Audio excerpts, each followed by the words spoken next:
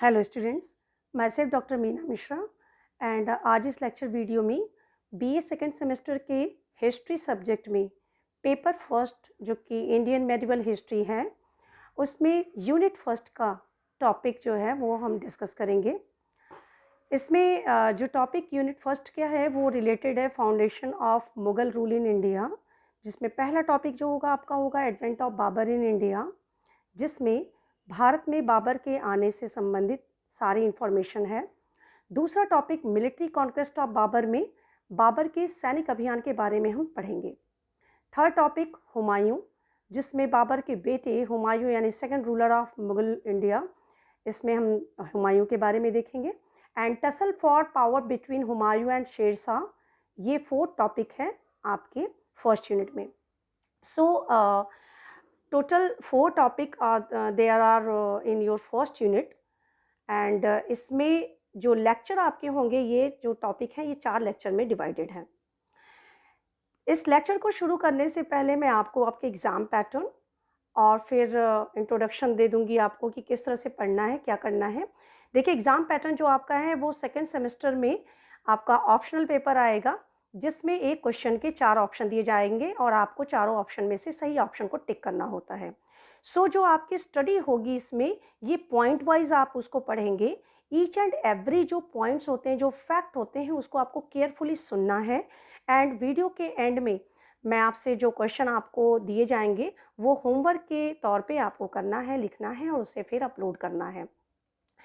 तो ये जो आपके 4 टॉपिक हैं, इनमें जो foundation of Mughal rule in India, ये दरअसल उसी टॉपिक से एक्सटेंड होता है जहाँ पे फर्स्ट सेमेस्टर के टॉपिक हमने एंड अप किए थे। मीन्स की last dynasty of sultanate age which was the Lodi dynasty, जिसमें हमने इब्राहिम लोधी और बाबर के जो बैटल हुए थे पानीपत का 1526 में, उसके साथ ही हमने फर्स्ट सेमेस्टर का चैप्टर एंड अप किया था एंड सेकेंड सेमेस्टर में उसी चैप्टर को एक्सटेंड किया गया है। ओके, तो बाबर कौन था, कहाँ से आया था, उसका नाम क्या था, किससे बिलोंग करता था और क्या ऐसा सिचुएशन बना था जिससे कि बाबर यहाँ पर इन्वाइट करता है।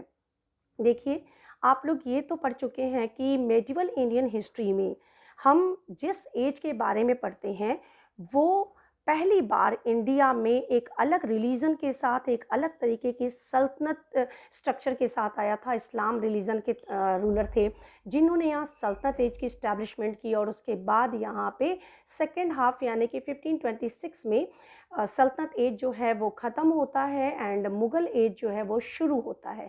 तो medieval Indian history basically divided into 2 parts, Sultanat age and Mughal age. So Mughal age के शुरुआत किसने की, किस तरह से इस्टेब्लिशमेंट हुआ, कितने यहाँ पे उसके अंडर में रूलर्स थे जिन लोगों ने यहाँ पे रूल किया, इसके बारे में हम पढ़ेंगे। तो यूनिट फर्स्ट का जो हमारा लेक्चर है बाबर के बारे में, पहले मैं आपको इंट्रोडक्शन दे दूं।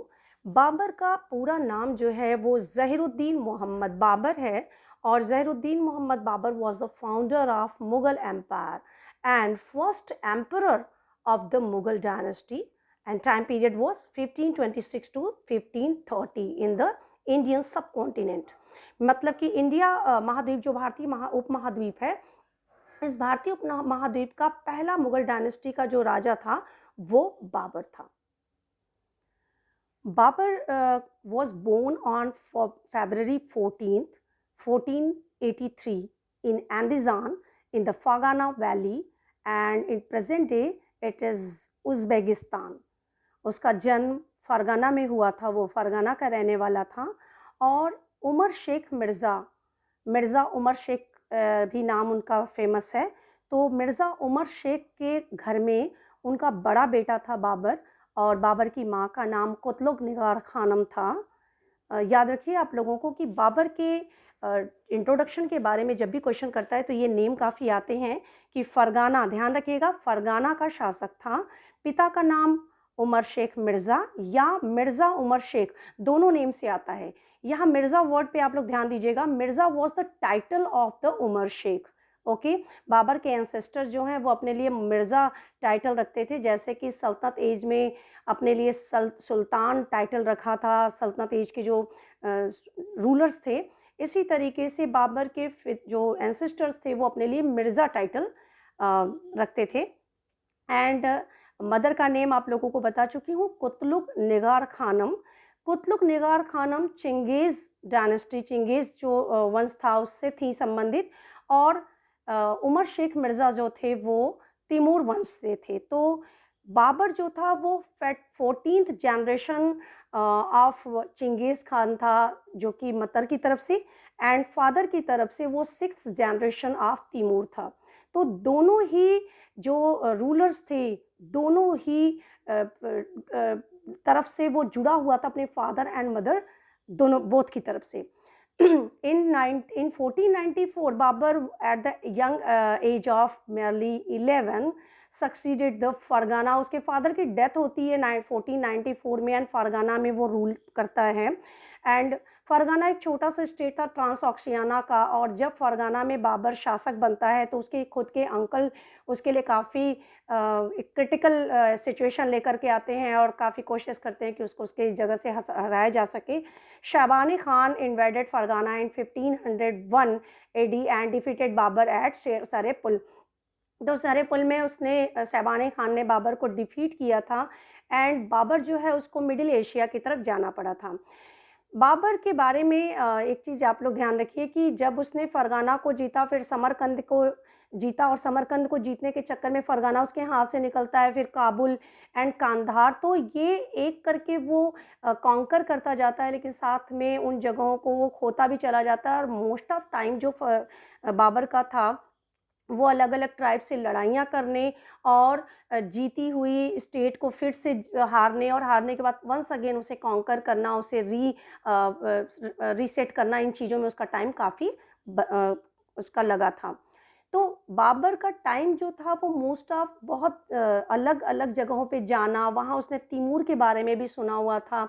जब वो रिफ्यूज़ी बनकर घूम रहा था तभी उसने तैमूर के बारे में सुना था। और जब 1504 में जब काबुल को बाबर जीता, तो देखिए एक ध्यान रखिए, यहाँ पे दो बातें आती हैं, दो टॉपिक पॉइंट्स आ रहे हैं कि बाबर ने काबुल को जीता था 1504 में, और इसी वर्ष उसी साल इसने अपने एंसेस्टर्स के जो टाइटल थे मिर्ज़ा, इसको हटा करके इसने एज्यूम किया था title Padshah, and which denote like Badshah in India, so he assume the title of Padshah. Timur जो कि यहाँ से काफ़ी ट्रेज़र लेकर जा चुका था इंडिया से, एंड काफ़ी उसने यहाँ क्षति पहुँचाई थी, तो बाबर ने इन चीज़ों को सुना था और इन्फ्लुएंस में भी था।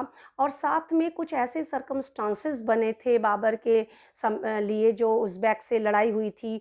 यहाँ उज़्बेकों से लड़ाई के साथ में एक चीज़ और ध्यान रखिएगा, जैसे मैं आप लोगों को क्लास में भी बता चुकी हूँ कि उज़्बेक जो ट्राइब थी, इनसे लड़ते समय बाबर ने एक नई युद्ध नीति सीखी थी, तुलगमा, जिसके बारे में मैं जब सेकंड आपका चैप्टर डिस्कस करूँगी तब मैं आपको बताऊँगी। और बाबर जो था ये बरलास ट्राइब का था, ठीक है। उज़्बेकों से इसकी लड़ाई होती है। जो बाबर था वो बरलास ट्राइब का था, और बाबर की जो लैंग्वेज थी वो ट्राइबल लैंग्वेज इसकी चगताई थी, जिस लैंग्वेज में इसने बाबरनामा को लिखा है। लेकिन बाबर फ़ारसी भी बहुत अच्छे से जानता था। साथ में तुर्किस्तान को ये समझते थे अपनी भूमि, और इस्लाम रिलीजन को ये मानते थे। तो इस्लाम रिलीजन ही इनके मेन धर्म थे। और इसने अलग अलग ट्राइब से लड़ाई करते हुए, जब भी इसकी लड़ाई किसी ट्राइब से होती थी तो उनकी जो बैटल स्ट्रेटजी होती थी वो टैक्टिक बाबर सीखता जाता था। और यही वजह थी कि उसकी जो आर्मी थी वो डिसिप्लिन थी, प्रैक्टिस करती थी, और साथ में नई नई टेक्निक की वजह से ही कम संख्या में होते हुए भी उसकी आर्मी जो थी वो बैटलफील्ड में जीतती थी। अब जब बाबर को रिफ्यूज़ी वाली लाइफ जीनी पड़ रही थी तो उसको एक सूटेबल टाइम मिल रहा था इधर इंडिया आने के लिए। और उस समय जो सिनेरियो है वो ऐसा बन रहा था कि एक तरफ जो इंडिया था वो छोटे छोटे स्टेट्स में बटा हुआ था, एंड साथ ही साथ यहाँ से जब पता चलता है बाबर को कि यहाँ पर सूटेबल है, वेल्थ भी काफ़ी है, तो बाबर ने यहाँ पे छोटे छोटे 5 अटैक्स किए थे। देखिए 1526 के पहले भी बाबर ने यहाँ काफ़ी अटैक किए, छोटे छोटे अटैक किए हैं। 1526 में बाबर ने दिल्ली पे अटैक किया था। इसके पहले बाबर का आना बॉर्डर एरियाज़ में होता था। और बाबर जो था उसके आने से पहले अगर हम डायनेस्टी के बारे में देखें तो यहाँ दिल्ली में लोधी डायनेस्टी, जहाँ की जिसके अंडर में पंजाब का कुछ एरिया था। राजस्थान में राणा सांगा जिसके अंदर में राजपूताना पूरा था। फिर उसके बाद गोंडवाना है बंगाल में, गुजरात की थी सल्तनत थी। विजयनगर एम्पायर जो कि काफ़ी स्ट्रॉन्ग एम्पायर था। और साथ में गोलकुंडा, बीजापुर, गोंडवाना ये एरियाज़ थे जो जहाँ पे कि अलग अलग रूलर जो हैं वो रूल करते थे। इब्राहिम लोदी जो दिल्ली में जिसका मेन नाम रहता है इन पूरे रूलर्स में, वो बहुत एम्बिशियस रूलर था। और उसके जो अमीर जो नोबल्स थे वो उससे सेटिस्फाइड नहीं रहते थे, और उन लोगों के जो कॉन्स्पिरेंसी वो चलती रहती थी कि किस तरह से वो इब्राहिम लोदी को थ्रोन से हटाएं और खुद एक रूल करना शुरू कर दें। तो उसमें से ही आलम शाह जो कि इब्राहिम लोदी का अंकल था, उसने बाबर को इनवाइट किया था। देखिए यहाँ पे आ रहा है शब्द कि बाबर को इनवाइट किया था to invade India expressing his right on the Delhi throne. वो दिल्ली के राजगद्दी पर अपना सत्ता चाहता था और ये सोचता था कि अगर बाबर आता है और वो यहाँ पर आक्रमण करता है तो अटैक के बाद वो इब्राहिम लोदी को डिफीट करेगा और कहीं ना कहीं उसको हेल्प मिलेगी सत्ता पाने में।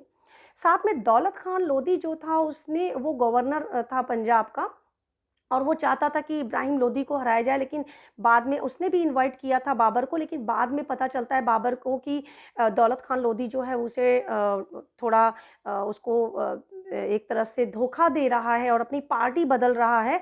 तब उसने बाबर ने सीज किया था भीरा के फोर्ट को। 1518 और 19 का टाइम है। देखिए 26 के पहले हो रहा है सब कुछ। 1518 19 में उसने भीरा के फोर्ट को उसने अपने सीज किया था अपने अंडर में। एंड साथ में उसने मैसेज भेजा था इब्राहिम लोदी और दौलत खान लोदी को कि जो एरियाज़ था उसको सीज करने के लिए। और उसके बाद जो दौलत खान लोदी था उसने डिटेन किया बाबर को, और उसके बाद फिर इब्राहिम लोदी को भी जाने के लिए मना करता है और एक तरह से एक्सपेल्ड करता है बाबर के अगेंस्ट भीरा में। वंस अगेन 1520 टू 21 में बाबर जो है वो क्रॉस करता है इंडस वैली। इंडस वैली वही सिंधु नदी जिसको आप जानते हैं, इंडस वैली को, और इजीली जो है वो क्लच करता है भीरा को एट सियालकोट को। ठीक है, देखिए भीरा और सियालकोट जो है इनको कहा जाता है twin gateway to Hindustan. Okay, and then जो लाहौर था उसको लाहौर जो एरिया था उसने भी सरेंडर कर दिया था बाबर के आगे। फिर उसके बाद कैप्चर करने के बाद भीरा और सियालकोट को बाबर ने प्लान किया था आगे प्रोसीड करने के लिए। लेकिन उसी वक्त उसको सूचना मिलती है, एक खबर मिलती है कि कांधार में रिवोल्ट होता है और बाबर को वापस जाना पड़ा था। ठीक है, तो बाबर वापस जाता है एंड उसके बाद जब कांधार को वो रिकैप्चर करता है, जीत लेता है वापस में, तो तकरीबन 1.5 साल के बाद वो पॉलिटिकल स्टेबिलिटी उसको जब मिल जाती है तब वो इनकरेज होता है वंस अगेन मूव करने के लिए टुवर्ड्स इंडिया। ओके, एंड जो दौलत खान लोदी था एट दैट टाइम ही सेंट दिलावर खान जो कि उसका बेटा था to Babur's court and invited Babur to come India. Okay, देखिए इनविटेशन ही मिला है बाबर को यहाँ पे। और यहाँ पे देखिए राणा सांगा ने भी वही भूमिका निभाई थी।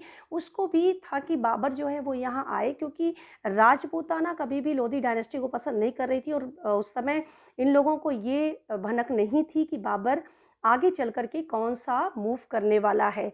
तो दौलत खान लोदी ने सजेस्ट किया था बाबर को कि रिप्लेस करे इब्राहिम लोदी को, और उसके जो इब्राहिम लोदी है वो योग्य शासक नहीं है, तो इब्राहिम लोदी को हटा करके दौलत खान लोदी को वो गद्दी दी जाए। नेक्स्ट देखिए जो राणा सांगा है जो कि मेवाड़ का राणा था, उसने भी सेम टाइम में वो मैसेज दिया था बाबर को, इनवाइट किया था अटैक करने के लिए इंडिया पे। बहुत एक ऐसी खबर थी जिसमें कि इंडिया से हिंदू रूलर कोई जो है वो बाहरी किसी विदेशी को इनवाइट कर रहा है इंडिया में अटैक करने के लिए, बिना ये सोचे कि कल को ये चीज़ें हम लोगों पर भी आ सकती हैं।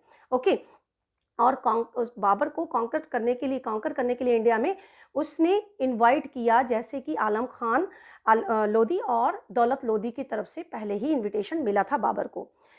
1525 में बाबर जब पेशावर में था, उसने एक मैसेज रिसीव किया दौलत खान लोदी का कि उसने अपना साइड जो है वो चेंज कर लिया है, ठीक है। तो अब यहाँ दौलत खान लोदी के बारे में बाबर को खबर मिलती है कि उसने तकरीबन 30 से 40 हज़ार जो आर्मी है उसको जुटाया हुआ है और वो अब अपना साइड चेंज कर रहा है।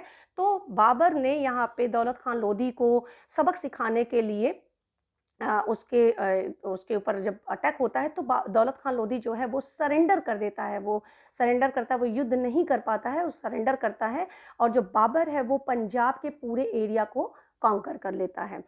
फिर उसके बाद आता है कि बाबर जो है वो अब दिल्ली की तरफ, सरहिंद की तरफ से दिल्ली की तरफ मार्च करता है और वो पानीपत पहुंचता है 20 अप्रैल 1526, जो कि एक रिमार्केबल ईयर है इंडियन हिस्ट्री में, जबकि एक सल्तनत एज पूरा ख़त्म होगा और एक नए रूल, नए एम्पायर की शुरुआत होती है।